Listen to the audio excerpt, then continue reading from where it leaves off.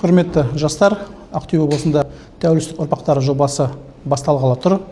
Бұл жоба мемлекет басшысының тапсырмасы аясында жүзеге асырылатын болады. Жалпы басты мақсат жастарды қолдау, шығармашылық жастарды қолдау болып табылады. Бұл грант аясында 6 бағыт бойынша жүзеге асырылады. Бірінші бағыт бұл ғылым, екінші мәдениет, үшінші ақпарат технологиялар, медиа, волонтерлік және IT саласы бойынша біздер 20 грант егер анықтайтын боламыз. Әр грант егеріне миллион 300 теңге қаражат қарастырылған. Бұл жоба 20 тамыз басталды. 20 қазанға дейін үміткерлерде құжат дайындауға мүмкіндік бар.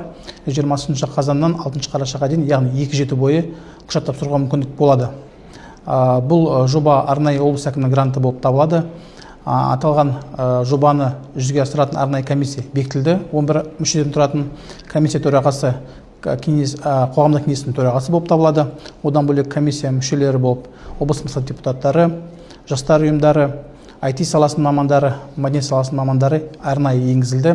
Яғни 3 қарашадан кейін комиссия мүшелері жинақталған құжаттарды қарап, 1 ай бойы бағалайтын болады.